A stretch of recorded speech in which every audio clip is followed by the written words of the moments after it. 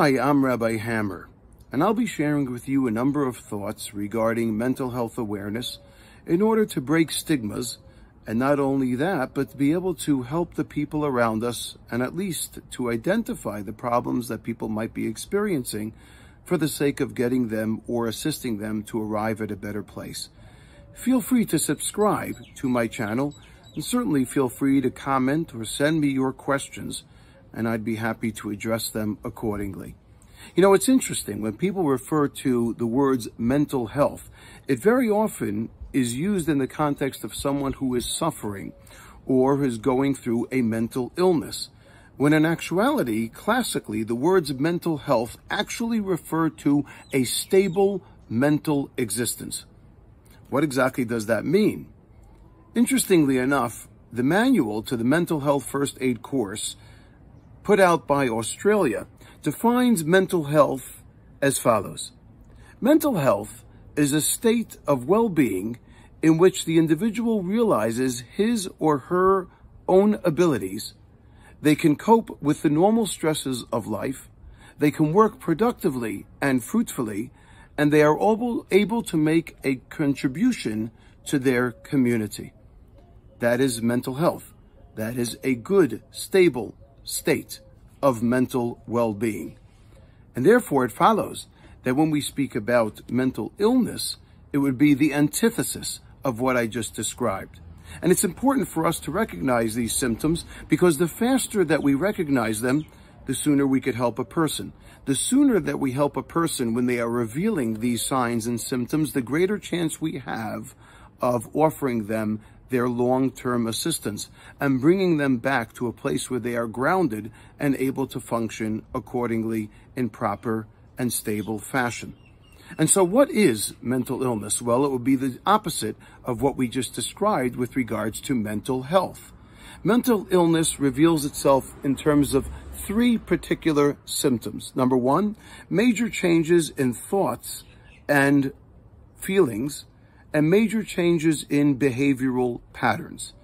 A person might choose to ostracize themselves for long periods of times from other people.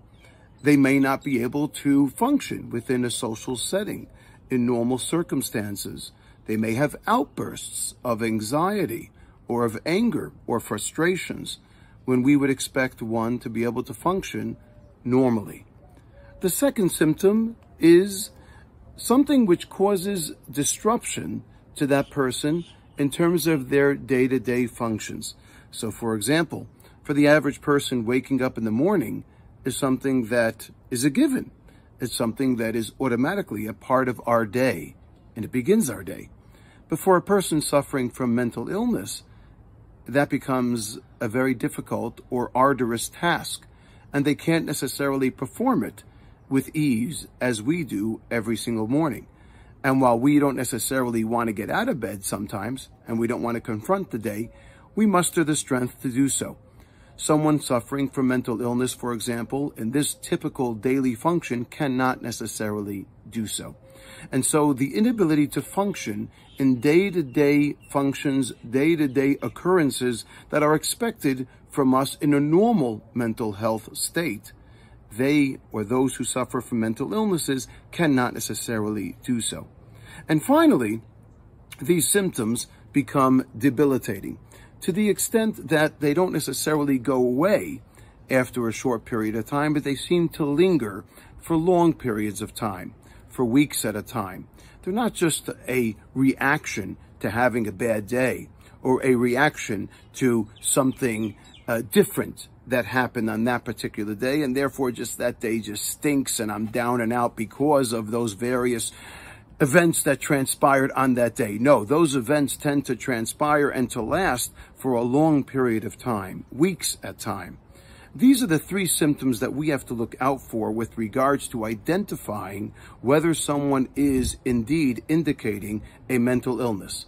Once again, the inability to deal and to cope with their feelings and with social interactions in a normal fashion.